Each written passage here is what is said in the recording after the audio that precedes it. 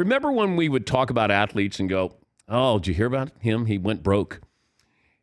I get it's going to be harder to go broke now in professional sports because it feels like you're going to make a ton. You can make a ton after you're done.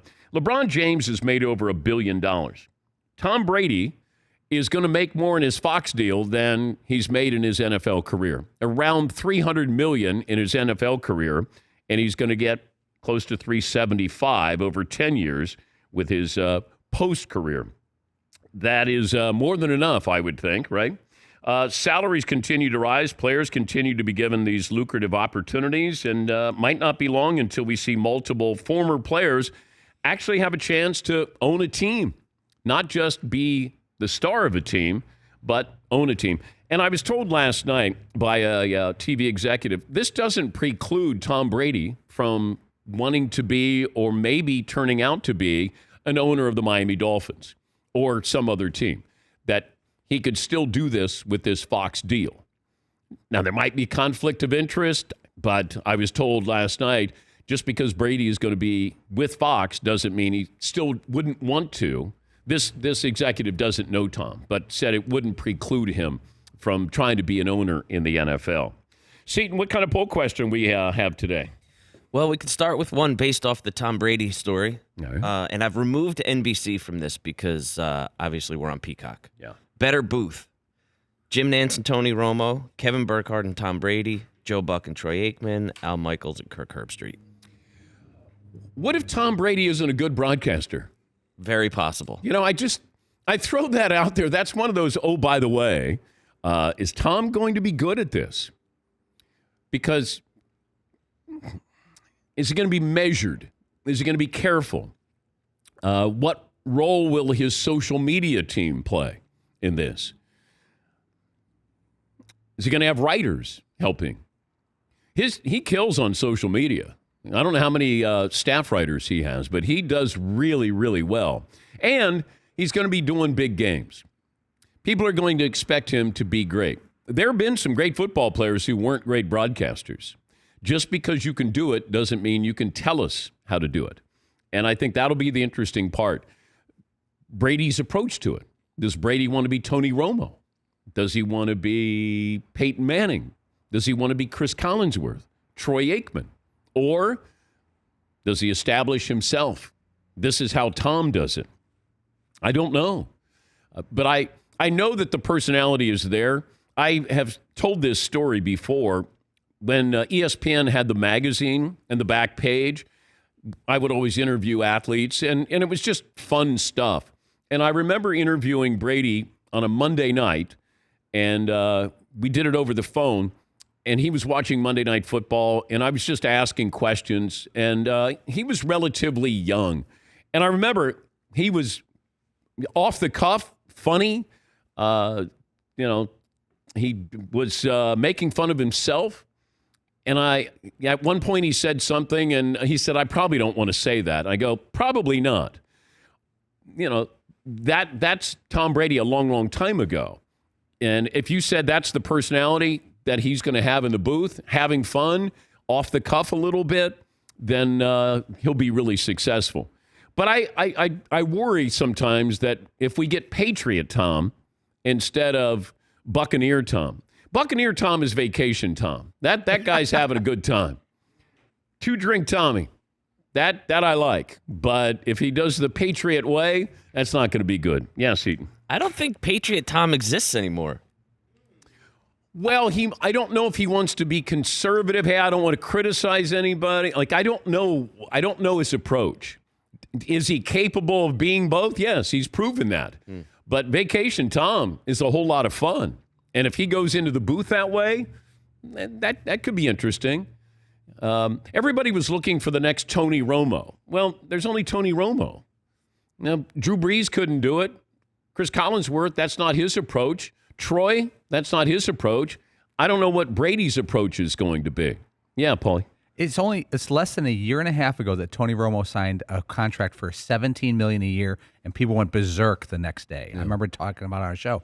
I think Romo is interesting because he wasn't great. He was unique when he came out. I remember his first month, he was all over the place. He was like a wildcat, just calling plays, trying to predict, sometimes making mistakes, laughing at himself. But he was this wild card, and the focus became Romo. I think that opened the door for the past year and a half.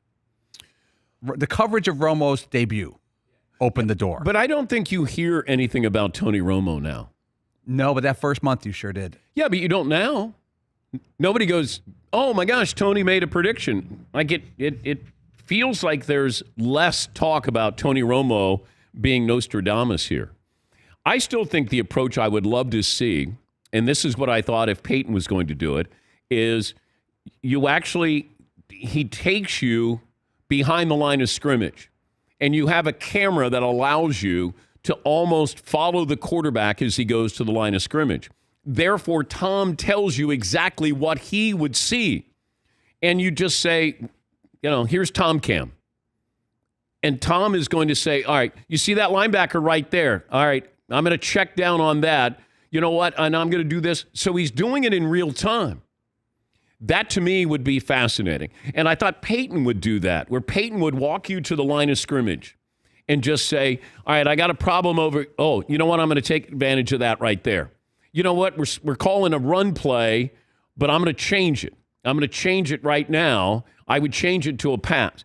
So then we're in their head. That's something that nobody else is doing. But just have Tom Cam follow the quarterback up to the line of scrimmage and let Brady tell you what he thinks is going to happen. And then after the fact, you could let him see it from the defensive side of things and just say, all right, this is what the safety is looking at. This is what he saw. This is why it worked, it didn't work.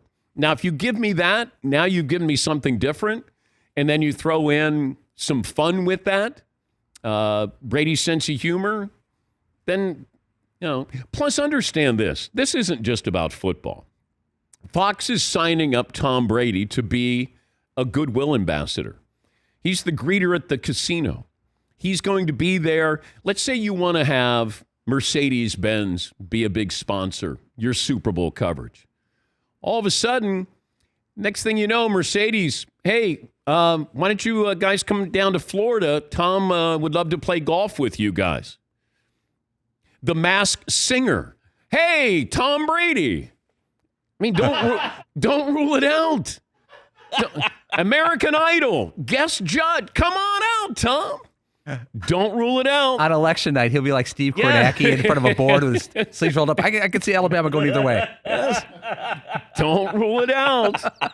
Thanks, Tom. Back to you. I was talking to this TV executive, and he said they will have Tom in any capacity they think he's going to be a bargain. That was the quote I got last night. I go, wait, help me with that. He goes, he'll be worth $1 billion to them. You're going to pay him $375 million over 10 years. Over 10 years, he's going to make you 3 times that. So, everybody's going to get caught up on, oh, Tom's making that kind of money. Trust me, he wouldn't make that kind of money if Fox didn't think that they could capitalize on Tom Brady, the image, the brand, everything about him. Yes, Paulie. Okay, here's a big question, and you know more about executives and TV than us on this side. Okay. For most people I talk to, they don't care who is calling the games. If Monday Night Football is called by Al Michaels or Jim Nantz or Kevin Burkhardt, they're watching or not watching the exact amount of time, and they're not tuning in to it. Enhances their experience, but it doesn't change their viewing patterns. So it doesn't affect ratings, that 375 for Tom Brady. What is Fox actually getting out of this? And could this be just big executives at different networks don't like to lose? And in this frenzy of got other people acquiring Tony Romo and Aikman, they just don't want to lose, and that's what this is all about. Well, I think you want to have that person, those people, when you host a big event. If it's the Super Bowl, you're tuning in, Tom Brady is going to call a Super Bowl. The value in that. Jim Nantz, you want to have that big guy who's there hosting, NBC with Bob Costas. Like you tune in and you feel comfortable with that person. You've seen that person. You've heard that person. And I think that factors in as well. Are more people going to tune in for Tom Brady? Yeah, they will, at least to start. And then it'll probably, settle down a little bit to what the regular numbers are going to be. But I think this is more of, these are the people leading our sports coverage here. And that could be executives trying to executives. And maybe that's what it is. Ego there. Yes, Eaton. There's a lot of people that don't like Tom Brady, though. Yeah, but you may tune in just to hear him not do well, or you want to be critical of him. Social media is probably going to rough him up a little bit, but he knows that. Like, I could imagine, yesterday Steelers fans just rolling their eyes like, oh, God, now I got to watch him too. You know what I mean? I had a friend who is obviously not a Patriot fan or a Tom Brady fan. He goes, oh, my God, can he just please go away just for a little while? Yeah, spend some time with your family. I think we're going to go away before he goes away. Yes.